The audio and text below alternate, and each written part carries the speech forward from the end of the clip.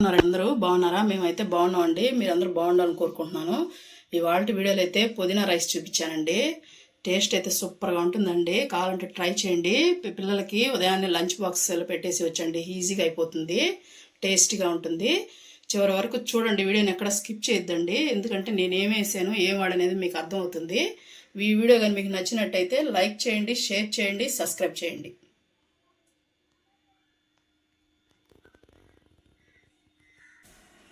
చూడండి, నేను ఇవాళ పుదీనా రైస్ కోసం అయితే తీసుకునే వస్తువులు అట్టివ్వండి. చూడండి, 2 పచ్చిమిర్చి తీసుకున్నాను, ఒక 2 అల్లం ముక్కలు పొక్కు తీసి పెట్టుకున్నానండి. ఇవి కూడా పొక్కు తీసి పెట్టుకున్నాను. వెల్లుల్లిపాయలు, పుదీనా అండి ఎక్కువ కావాలి మనకి, ఒక 1/2 కట్ట వేసుకున్నాను నేను.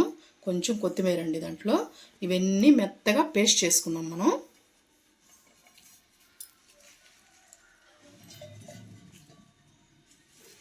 శుభ్రంగా కడిగి పెట్టుకున్నానండి నేను. ఆకులాకులుగా వలిసి పెట్టుకున్నాను. కొత్తిమీర, పచ్చిమిర్చి, అల్లం ముక్కలు, ఇవన్నీ వేసి మెత్తగా పేస్ట్ చేసుకుంటామండి. నీళ్లు కొంచెం వేసుకోండి, ఎక్కువ అవసరం లేదు మనకి. వేసుకొని కొంచెం మెత్తగా పేస్ట్ పెట్టుకోండి. చూడండి, ఇలాగా మరీ మెత్తగా కాదు, మరీ కచ్చపచ్చగా కాదండి. ఈ మాత్రం చేసుకోవాలి మనం. అప్పుడే మనకి అన్నంలో టేస్ట్ అనేది తగులుతూ ఉంటుంది. నేనైతే పొయ్యి మీద బాండ పెట్టేసుకున్నానండి.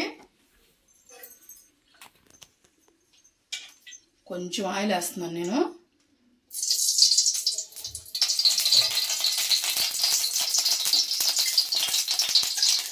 కొంచెం నెయ్యి కూడా వేస్తున్నానండి. నెయ్యి వేసామంటే టేస్ట్ బాగుంటుంది. నేను నెయ్యి కూడా వేసానండి.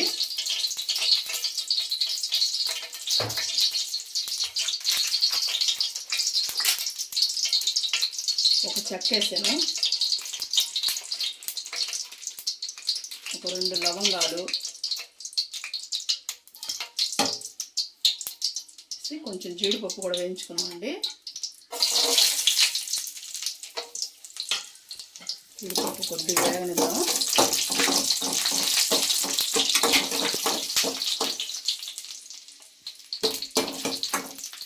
జీడిపప్పు మడకాలకుండా ముందే మనం పేస్ట్ వేసేసుకున్నామండి.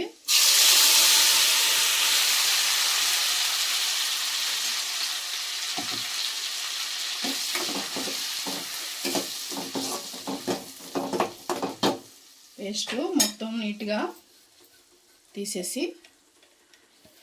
వేసుకోవాలండి. వేసుకొని మనం దీన్ని కొంచెం పచ్చి వాసన పోయేంత వరకు వేయించుకుందాము. సిమ్లోనే పెట్టి వేయించుకోండి, లేదంటే మాడిపోతుంది.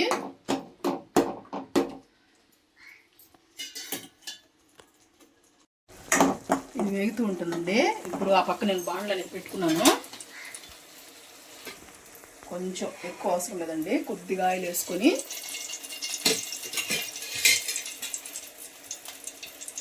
నేను దాంట్లో వేయించుకోనండి, మెత్తగా పోతాయని సైడ్గా వేయించుకొని లాస్ట్లో కలుపుకుంటాను. మినపప్పు, పచ్చిమిరపప్పు ఒక హాఫ్ స్పూన్ ఉంటుందండి. ఇవనేది వేసుకొని పల్లీలు ఇవ్వండి, ఒక 2 స్పూన్లు ఉంటాయండి పల్లీలు. అవి కూడా వేసుకొని దోరగా వేయించుకున్నాము. మాడిపోకుండా వేయించుకోండి.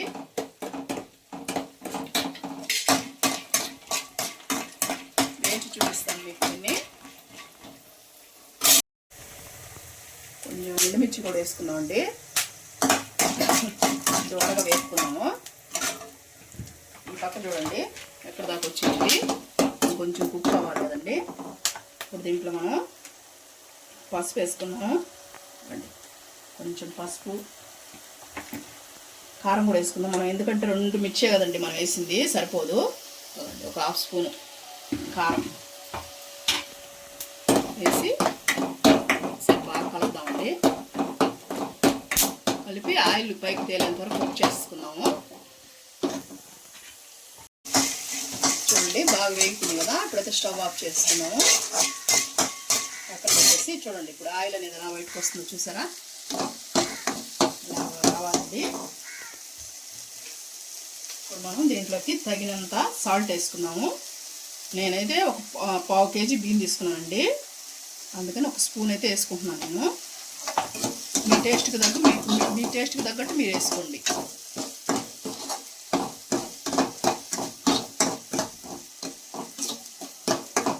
చూడండి ఎలా ఆయిల్ అనేది బయటకు వచ్చేసి సపరేట్ అయిపోయింది కదా. ఇప్పుడు మనం ఇదిగండి, నేను ఒక పావు బియ్యం అనేది అన్నం వండి ఇట్లాగా పొడి పొడిగా చల్లార్చి పెట్టుకున్నానండి. ఇది మనకి నైట్ మిగిలిపోయిన అన్నం తన చేసుకోవచ్చు. పొద్దున్నే పిల్లలకి హడావిడి లేకుండా లంచ్ బాక్స్ అయితే పెట్టేయచ్చండి ఈజీగా. మనం కూర వండి ఆ టైం లేనప్పుడు ఇలా చేసేసేయండి.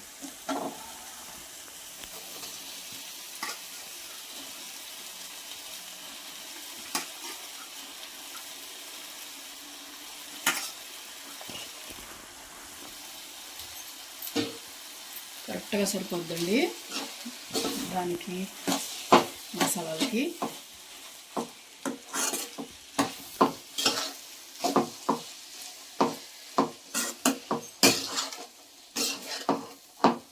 ఇప్పుడు మనం దీంట్లో పప్పులు కూడా ఉన్నాయి కదండి, అవి కూడా వేసేసుకుందాం.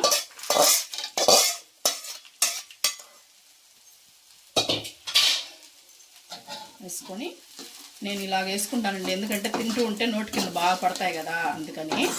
మనం దాంట్లో వేసామంటే మెత్తగా అయిపోతాయండి.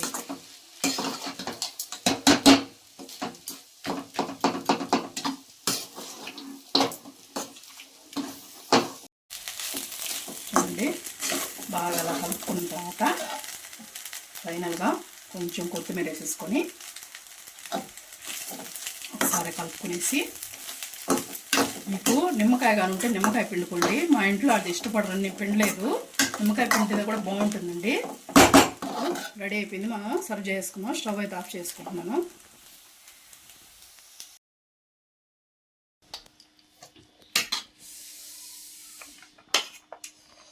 చూడండి అన్నం అనేది ఎంత పొడి పొడిగా వచ్చిందో.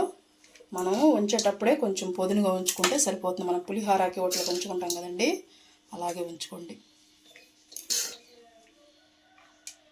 పుదీనా రైస్ అనేది హెల్త్కి కూడా చాలా మంచిది కదండి. పుదీనా అనేది చాలా బాగుంటుంది, టేస్ట్ కానీ రుచి కానీ. మనం నెయ్యి కూడా వేసాం కదండి, అందుకని బాగుంటుంది.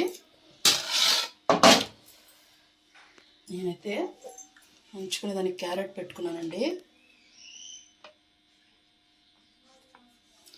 రైతా అయితే సర్వ్ చేసుకున్నామంటే సూపర్గా ఉంటుందండి, తిన్నామంటే.